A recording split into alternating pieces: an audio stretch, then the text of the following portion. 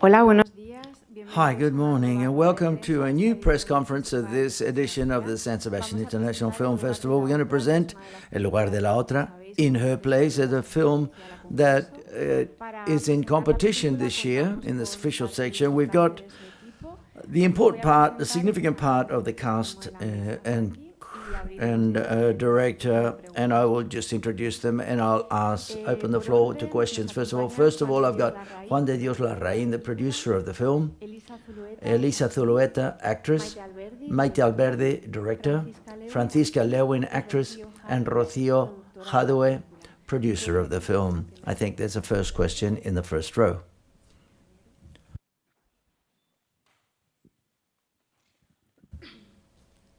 Hi, good morning, Gabriela from Culturizarte, Chile. I would like to congratulate you, Maite, and the whole cast for the beautiful film. My question is, you're recognized internationally as a director of documentaries. I'd like to know what drew you to make this first feature film, and how did you feel as a director of actors and actresses for the first time? Thank you very much. Thank you very much. Thank you very much for coming. It's great to see you all. I like the idea of making this film and received the invitation by Netflix and Fauna because they sent me the book of Alia Trabuco, Las Homicidias, which talks about 4 cases of 5 women murderers between 1929 and 1970. And the book is it's a non-fiction book, so therefore it was very close to me because the truth is that they were documentary stories. And they were documentary stories that I couldn't make a documentary of because all the characters that I wanted to interview didn't exist anymore. So therefore, to a certain extent, it was a challenge which came from the material of always working on this work, which is a true story, to make a period piece documentary of what would I have done at that time if I had to film the documentary of María Carolina Gil. So therefore, the whole film, everything we see about the case, is based upon the real testimonies in the real documents, the archives. The letter they read is the letter of María Carolina Gil that she writes to Pomarino. It's all documentary, but looked through fiction characters that were written by INÉS and PALOMA, the screenwriters. So therefore, we looked at María Carolina, and I, to a certain extent, I wanted to see what we see in this woman, because the representation was the public representation of this woman, looked at from a character from the intimate side. It's a public case. It was a documentary. As a documentary, it was almost natural, and I feel we directors make films, whether they are fiction or documentaries. But I must confess that I think that in practice, there are different professions because we work with different material, in this case, actors and actresses, but we have to achieve the same results. And I think that I worked with actresses that were able, with a very trustful relationship, and they studied their characters. It was a character study. The way I direct is done through research and study, and we were very aware that we had to bear in mind that they were real characters, and it was a period piece, really. Hi, good morning, Irene from Cinema Arabia. First of all, congratulations to all of you. It's a fabulous film, first of all, because of the interesting story, as well as the way you've told it, precisely, with the character of Mercedes. I would like to ask 2 questions to Elisa. How do you prepare that role of that woman who's very timid, and she becomes someone completely different, thanks also to Carolina? And the other question, apart from Netflix, is going to be premiered in a screen, in movie theaters. Yeah, and be in the big, on the big screen in movie theaters. Thank you very much. Preparing Mercedes was very difficult because she's a character. As the premise of the film, she's a character that nobody sees. She doesn't exist. She exists because she sustains almost all of the places that she inhabits. Thanks to her, they eat, and the court works thanks to her. They say she's the great artifice, but nobody sees her. She goes unseen. And to construct a character who has disappeared, who are invisible, as an anti or pre-premise. And I think that what I worked on very much, and what helped me very much, first of all, was the documentary look that MAITE has, who seeks the truth until she finds it. She doesn't accept the scene or the take unless it's true. She does documentaries. That's what she does. And this made me put a lot of trust in her. I put myself in her hands. And above all, a concentration, minimum concentration. That is it. I was in a state of concentration, almost I was meditating with an energy, which a minimum energy, but with 100% concentration. That's how I constructed the character. During the entire day, during the whole shoot, my concentration, there was a lot of concentration, but very little energy. That is, to not be seen by the crew, to not offer me so much coffee. So therefore, no mobile phone. That is to say, I didn't use my mobile phone in order to be at not at the speed that we live in today. I was reading novels of that period. So therefore, I was in a certain vibe, almost a null vibe, and that helped me very much to understand how she looks, and nobody looks at her, and she goes unseen. I think there was a question. Yes, it will be premiered next week in movie theaters in Chile. Okay.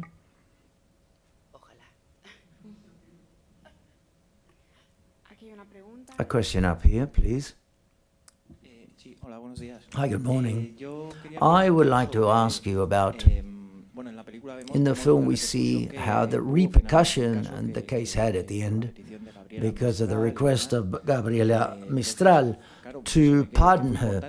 So that repercussion was very important, but I would like to ask, nowadays, is the case known?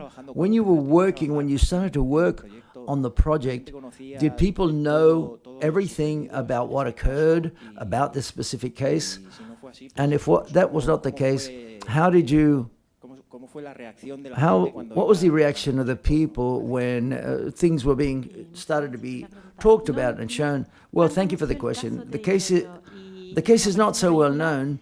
As appears in the film, the case was also, you work it as an appointment of Maria Luisa Bombal, an attempted murder, was well known, but not so much Maria Carolina, which was well known at that time, but not nowadays. So therefore, it's very important that La ALIA have done, and we to relive a case, to ask ourselves about the same things, about justice. There's a very important question that comes from the book, which has to do with the right to be evil women. That is to say, a sort of feminism that erased evil, and what the original thesis, what it talks about is that justice pardoned women because they were women, because to condemn them was to give them visibility, and they were treated as crazy because they killed them, because they had psychiatric problems. No one wanted to listen the reasons behind these women to kill or murder anyone, and that's what captivated me, and that's a significant question that the film addresses, and in turn we see a lot of controversy that continues in the justice, like a class justice, which is also a class pardon, which takes place with Maria Carolina Gil, different to other cases that you read in the book. But above all, perhaps what we wanted to look at about the case and women at that time, because we have Mercedes, who's not looking only to the murderer, she's looking at all of these women who are in jail, but she's looking at a woman who was free even when she was in jail. She had an intellectual freedom, she had a spiritual sort of freedom, and that was her search. So therefore, for me, it's not only a film about a crime, it's a film about one's own body and the personal spaces that we need to defend and to find. Another question. Hi, congratulations for this great film. A period piece documentary, well invented and magnificently portrayed. And I want to talk about this, the plot, the script. A screenplay, for example, it talks about la vida de los otros, the life of others. This person says, well, geez, Brexit, and there's classic music, Brexit exists. The same thing here, in this sense, they say, instead, el lugar, okay, in her place, the novel, she's a very bright woman. Because she's a woman, she can't promote her work, her house is as it is. But I think it was well done, the driving line, the plot. That's how we see the woman, because of the leading role that she plays, not the historical case, because the character of Mercedes, I imagine, is more fiction than anything else.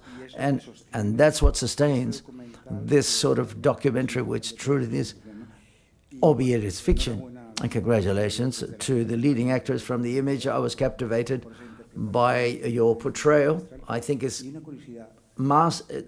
piece of ZULUETA. You know that it's a local. Do you have? Yes, of course. I know that ZULUETA. I'm from here. It's a local surname. Thank you very much. I agree with you that it's truth. The way the film looks at things, I think it would. And this was done by the women screenwriters looking a place for their own to be able to write. MAITE as well. The cast and crew. I think it's very interesting that everything we know about María Carolina Gil in the case is what the rest of the people think about her. And I think it was right to protect that mystery that the case has. Because otherwise they would have invented a personality, and that would have been unfair. That mystery that María Carolina Gil, very well portrayed by Francisca, who manages to create that mystery, so because she doesn't know why she does things. I think I agree with you. They got it right to leave in the field of mystery of what is said about her, and to place emphasis upon the case deals with a woman who radically judges María Carolina Gil. I think the girls who wrote the screenplay got it right, I think, perfectly. Hi, Maite. You've answered this before, I think, but I read Aya's essay, and what drew my attention was it's very provoking how you start the film. A feminine empowerment linked to homicide, so therefore how women are also made invisible in this case. This idea, which is a very abstract idea but very powerful, that is to say, I would like to ask you about how you approach this, because the film is not explicitly shown in the film, but perhaps it's very interesting. It's shown just through little notes, but how making women invisible when they make the determination of taking a weapon into their hands. So Lea Trabuco, for example, includes this in the essay, and the inability to make a woman visible in a situation of being a murderess in this case. Well, okay. Yes. Alia, in the book, which I think is very interesting, is that when women start to murder, justice starts to try and understand or give reasons why, want them to talk, but to annul the reasons, that is to say, but to cancel when they judge them. And María Carolina Gil, what she wanted was to be judged. She never talked. The dossier, the report we studied, what you see is what she said. And Lista said, the rest are the opinions of the press, the opinions of the judge, the opinions of the witnesses, a case that appeared in the media, in the press. And we see from the public, but it's not her voice, because she wanted to be taken to court because of her acts. And all of the rest are interpretations. And the truth is, the judge doesn't want to judge her because of her acts. He wanted to judge her because her psychiatric report and as of other things, in order to not condemn her because of the action, because it's a woman something must have happened to this woman psychologically to kill her lover, but he couldn't condemn her because of the homicide. And that was a great problem. And all of the cases that is portrayed in the book, as I was saying before, are cases of pardons without a sort of annulling, shall we say, the social roots. But they say they didn't want to, they were just simply, and to sentence them or condemn them was to give them visibility. And so, and I think that's what we wanted to look for, or we were after. What Elisa said, not give her a voice when she didn't have it. Don't give her a reason when she didn't want to give her a reason. She committed a crime and she wanted to be judged because of that. She didn't even ask for the pardon. The pardon is asked for by Gabriela Mistral without her asking anything directly to Gabriela Mistral. So therefore, the environment, or everyone's talking about it. There's an anecdote that Gabriela Mistral writes to Maria Carolina, and says, tell me why you did it. And she didn't answer her. She's free now, so she didn't answer her back. Yes, what I'm wondering about is whether this kind of crime, or no, the attitude of the woman in Chile, in South America general, was another one much more like you told us, that a woman felt free, that there was kind of solidarity among them, at least between writers and artists, because I think about a very similar case only 6 or 7 years later in Germany. Vera Brüner, probably you have heard of her, was a great scandal, a great crime scandal in the world. Also a very noble woman who was accused for murder, but even it was not sure until she was sent for all her life to jail, that she probably did not do the crime, but people were very jealous and envious about her style of living, a kind of style like your main character, a woman who was alone, who was not married, who has her own ideas about her life. So I'm really wondering why in Germany, this is my country where I'm coming from, where I thought that women movement did something, but of course it started much later in the 1970s, why there the society was so conservative still, probably much more conservative than in South America. Do you have any explanation or any thoughts about it? Thank you. Necesito un resumen. ¿El caso que se refiere a dónde pasó? En Alemania. ¿Ah? Alemania. Ah, ¿pasó en Alemania? Pero no conozco el caso. No, pero es que no entendí el caso. Ah, porque Chile se comportó mucho más conservador con respecto a estos otros casos que ocurren en Alemania. ¿Pero qué hicieron en Alemania? Un caso de una mujer que fue condenada por el asesinato y estuvo mucho tiempo presa. ¿Estuvo presa? Sí. ¿Por qué fue más conservador en el perdón? Vera Brüner was a very great crime scandal. But do you think that Germany is more conservative than Chile? It looks like, doesn't it? Because women in Germany were really hard treated. Vera Brüner went to jail for her life. There was also have been a movie with Corinna Harfouch who played her. And I really try to understand why in Chile or in South America, women were so much more helpful, one to each other, solidarity. They tried something. Is this only a single case, or is this representative for the whole country? Yeah, it was in all the women cases in the past century. All the women that commit crimes were forgiven by law, all of the cases. And because the theory, it's like if they judge them, you move them for the role that women have in society. So women have to be quiet, women have to be invisible, like that. It's the theory, that's the book that it's based, the film it's saying, like, that's the reason why they were forgiven by law finally.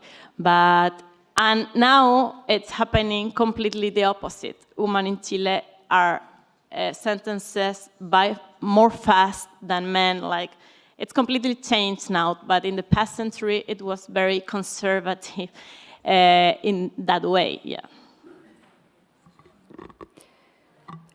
Bueno, quería hacer yo una I would like to ask a question to, para ahora todos los que estáis en la mesa. for all of you on the panel, I would like to ask Francisca, your character is very beautiful, but at the same time it's quite complicated to portray because the opinions of everyone are projected on her, of power, the media, De la propia Mercedes, ¿no? Mercedes herself, because she has an interpretation of who this woman is. But you as an actress, Te planteas ese how do you address portraying the character? Because she's a screen upon everyone projects their ideas upon, albeit she's a strong woman. That's what she portrays, but she doesn't have the possibility of explaining her. I would like to ask you how you worked upon this. How did you approach the portrayal of your character personally with Maite and with the rest of the people you've in the cast? Thank you. Hi. Bueno, primero, Well, first of all, I think I el magnífico trabajo I took the magnificent research work that the team had done, where a lot of archives con Maite, and information, which, as Maite said, interés de alguna forma her interest trabajar un poco of working from a documentary standpoint, almost the film. And I was looking into all of that material that was provided to me, and as I said before, it tells us about Maria Carolina Gil, and to be able to try to access her as much as I could, because there are many contradictory opinions, because you have opinions of the press, también está el libro. and we've also got the book which gave it an approach, but they're all interpretations, truth be said. What I thought was very interesting was to be able to Sostener y defender sustain and defend her silence and that mystery, because I also think algo de lo que ella hizo, something of what she did misterio para ella, is also a mystery for her. que I think that no necesariamente algo not que necessarily it's something that she wanted to hide, but it's an act that it's difficult to decipher. The fact is that the film, you can see that in the film, as she, en el momento en que at the moment she does what she does, she reacts in a way como contrario a algunos which is contrary to what one would expect. siento que esa And I feel that that contradiction, that imposibilidad that de acceder a ella, impossibility to access her is what I tried to grab onto to portray her character, to not give an explanation. And I think that Maite and I talked about is that there was the wish to know what the reason was, what was her reason, and the explanation of what she had done. como han dicho, And just as como algo de rol de género, era serio, whether it was jealousy, or she was a vampiress, or it was she was crazy, or she was drugged, thousands of explanations were given to what she did. And I thought it was very interesting to try de ser, de interpretar to portray something sostener that todas esas posibilidades. could sustain all of those possibilities at the same time in my character. There's another question here. Yes. Hi again. I would like to ask you, I'm not sure, but perhaps the producers could give an explanation for Maite.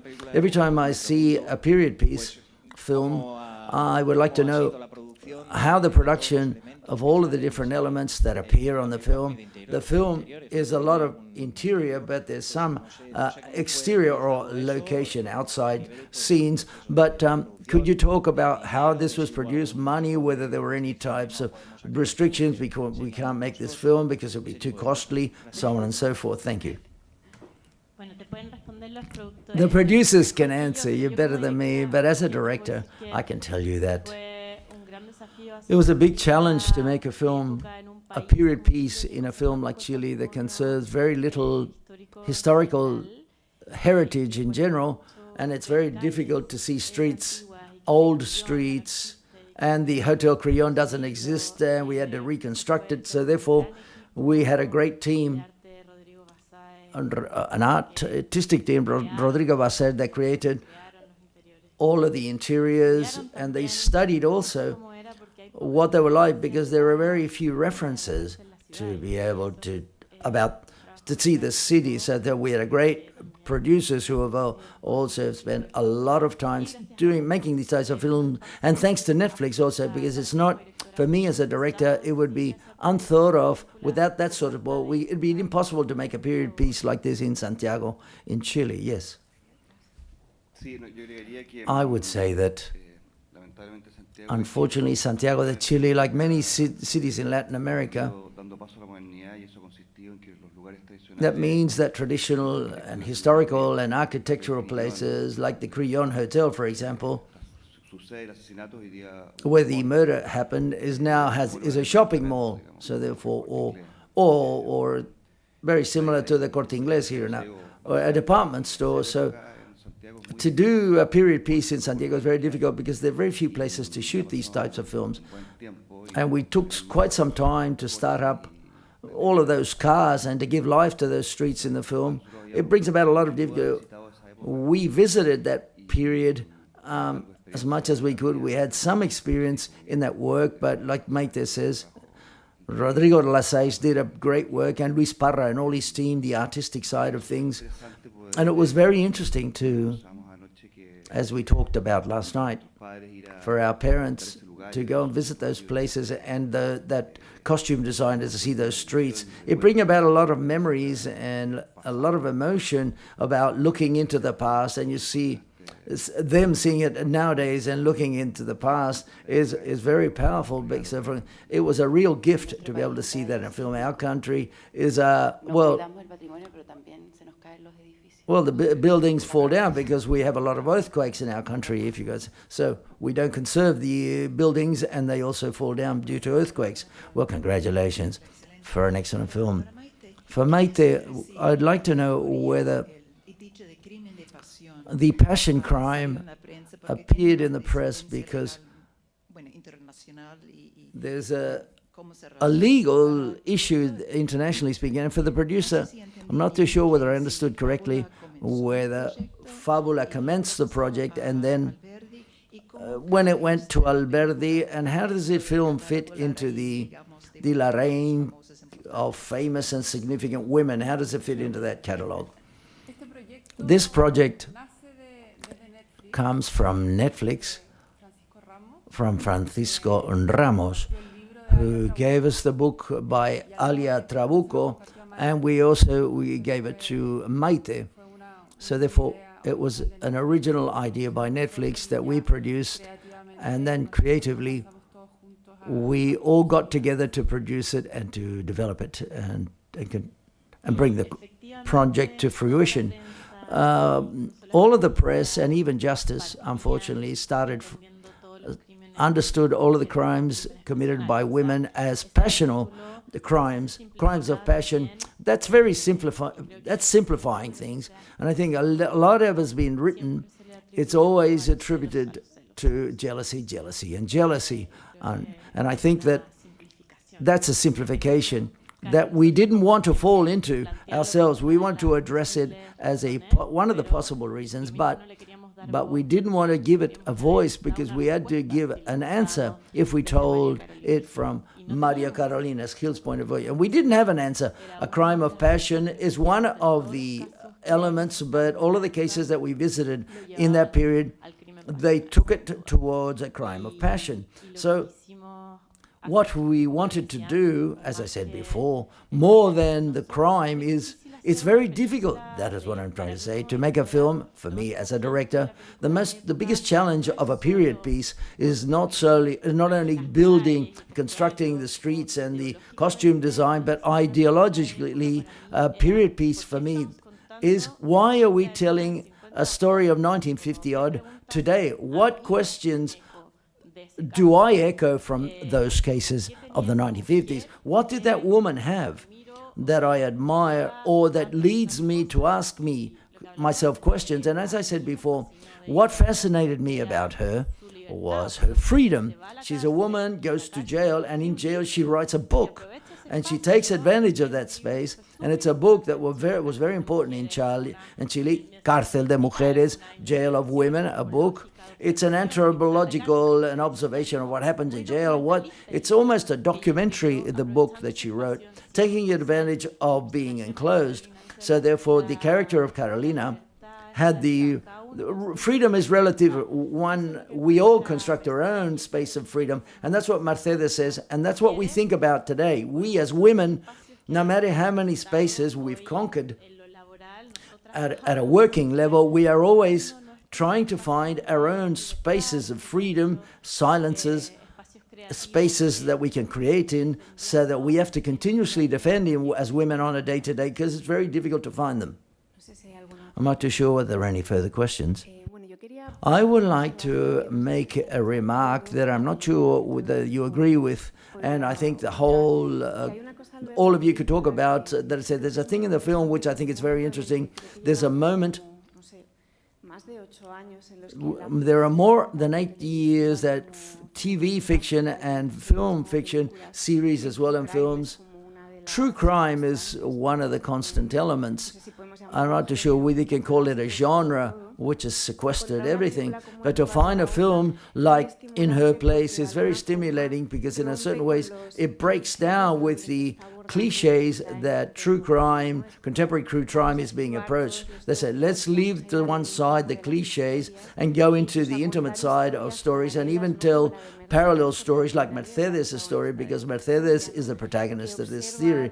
This is a story that observes from her own room, that she creates slowly but surely. And I think it's very interesting. And I would like to ask producers whether that's the reason, one of the reasons that this film seems that we can approach it from a different perspective, this fashion of true crime, so to speak. And it can be extended to Paco Ramos, who's sitting in the front row as well, from Netflix. And also to all of you as actors and directors, whether that was one of the reasons that you were 100% involved in the film.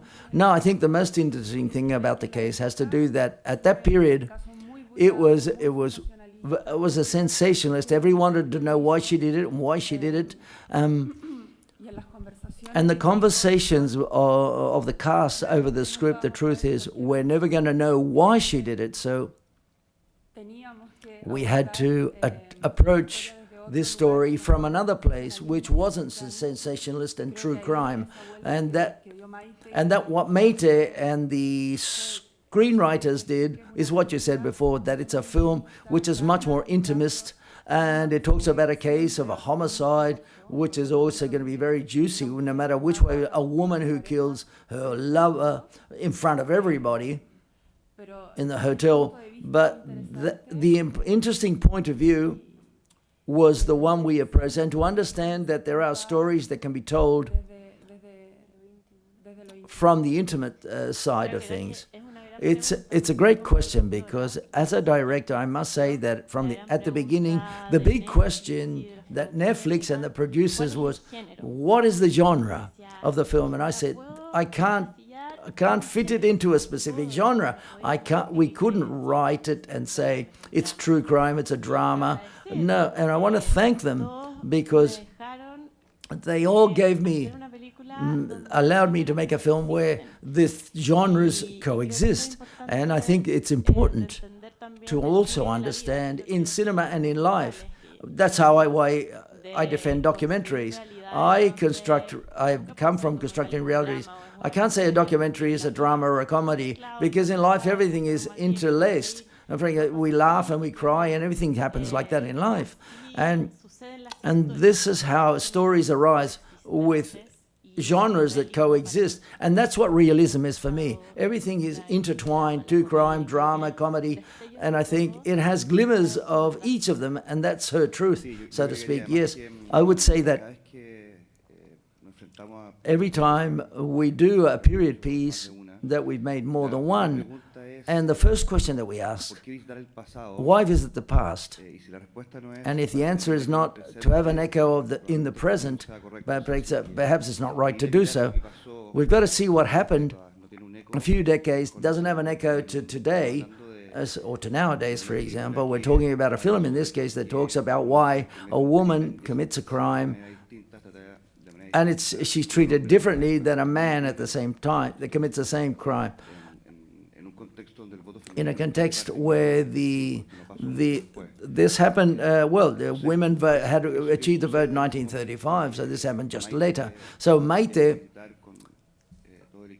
with the whole team, it has an echo, it has a result of where we come from in the present. That is to say, a lot of things have changed since then. There are spaces, but it allows us to have a conversation nowadays, albeit there's a contrast of what's happening nowadays and what happened then. Yes, congratulations with the film. As we're finishing the press conference, I'm going to the end of the film, and I ask about that fabulous Billie Holiday, I'll be seeing you, in the look. Everything, the way she looks is, and I'll be seeing you. There are women who look at each other. It's about looking at each other and about the importance. How much we women need to have role models or to have other examples to look at, whatever, at work, in maternity, or to share experiences. And I think it's a film where we, women, look at Maria Carolina to understand her, where Mercedes looked at her, and we're seeing what we want. We need to look at each other. We need to look at each other to grow, because it's the only way how to develop by each other, by sharing experience, by looking at each other. And that song represents everything at the end of the film.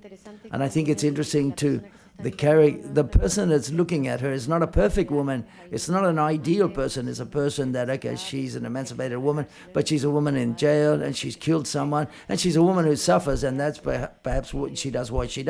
But it allows her, Elisa's character, to move her position and to have a position in the world.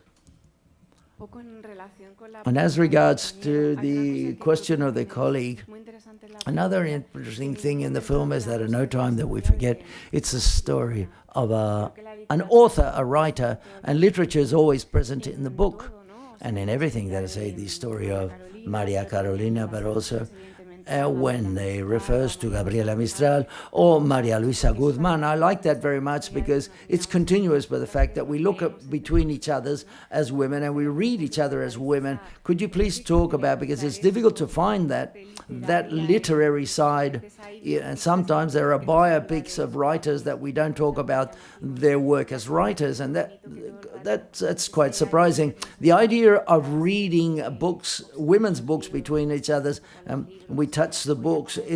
She looks at the books. It's like a jewel for her, and she identifies with her. I wish the screenwriters were here to be able to introduce what's the literary side, how deeply it is involved in. Do you want to answer that question? Oh, they are here. The screenwriters are here. I'm not sure whether I can represent them. Inés, she's also a writer, an author. The film starts from a book. Our protagonist, the leading actress, was a writer. She admired other writers or authors. It's what you're saying is to look at her, read her book. It's a book. It's a film also about, and I go back, writing is like is a place of freedom and escape, and that's what it's all about. When the freedom of that the book gives you at the end of the day, and there was no internet. The book was a door to the world. A book was, literature is the door to look at what exists outside, and Mercedes knows nothing at all. Nothing at all. And the book, she opens a book and an enormous amount of things open up to her. So therefore, there are millions of doors that will open up that she can recognize herself. Something interesting also happened. We had to obviously read all of the Maria Carolina Gil's books. And we started saying we're going to understand her from her literature, as if she's going to give us an answer. And we didn't find an answer in her books, because it's also fiction she writes, because she writes fiction. So therefore we were convinced that we wanted to address, give an answer, but we never found the answer. We only found different experiences. There's another question here. Thank you. If I don't ask it, I'll blow up, for example. It's a question from MAITE Alberdi, and I'd like to know your next project you may have at hand, whether it be a fiction or documentary, whether you can say anything about that. And excuse me, because it's not a question about the film. No, I can't say anything too much about the next project, but I can say that this film gave me a gift of the experience of trying new forms of filmmaking, and I'm very thankful. And I think in my next projects, I'll probably mix forms and understand genres can be interlaced and intermingled, and a film can have both things, and they can coexist. That's all I can say. I'm not going to tell you I'm going to do one or the other, but I might mix both genres. Is there any other final question? No? Well, okay, if there's no further questions, thank you very much to all of you for the film. Good luck for the film in the film festival. Thank you.